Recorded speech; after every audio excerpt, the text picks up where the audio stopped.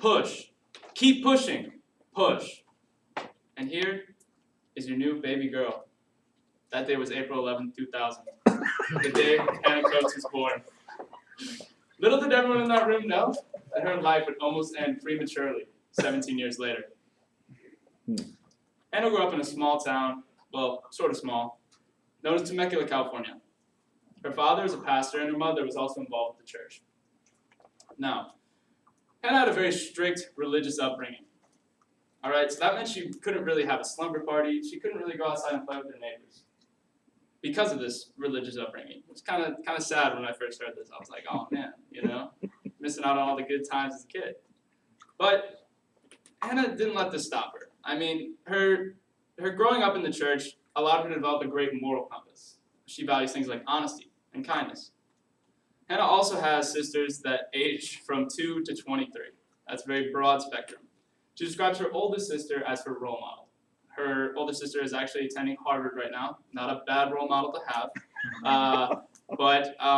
And this relationship developed whenever they were kids, and she wasn't able to go outside and hang out. So, she would hang out with her sisters. Now, Hannah really likes R&B. She likes artists like her, Sabrina Claudio, SZA.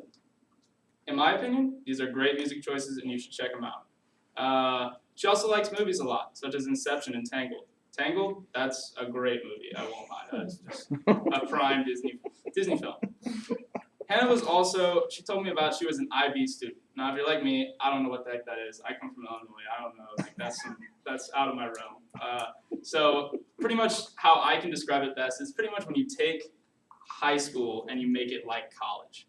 And so that just sounds way too hard. So yeah, and she was able to achieve this, and she actually got her degree, and her diploma had this on it, and it's an incredible achievement for her because it just shows what she's capable of and how smart she really is. Now I could go on all day about how great Hannah is and how wonderful every part of her life is, and what a glorious person she is. But nothing will top her near-death experience.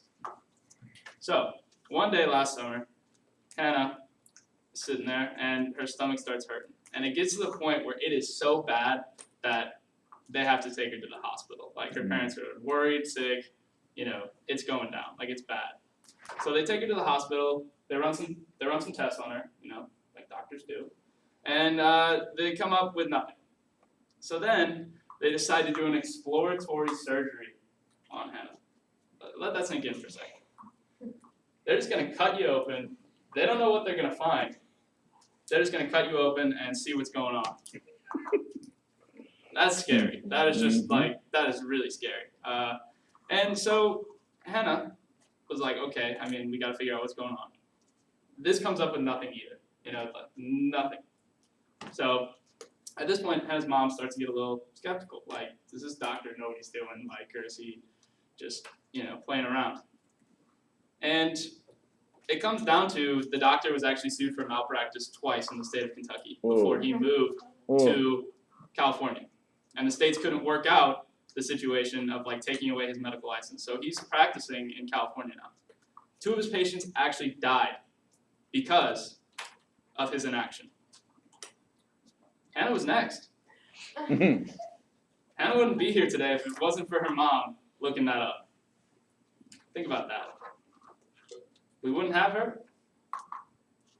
But this really just goes to show that even when the going is tough, Hannah always pushes through.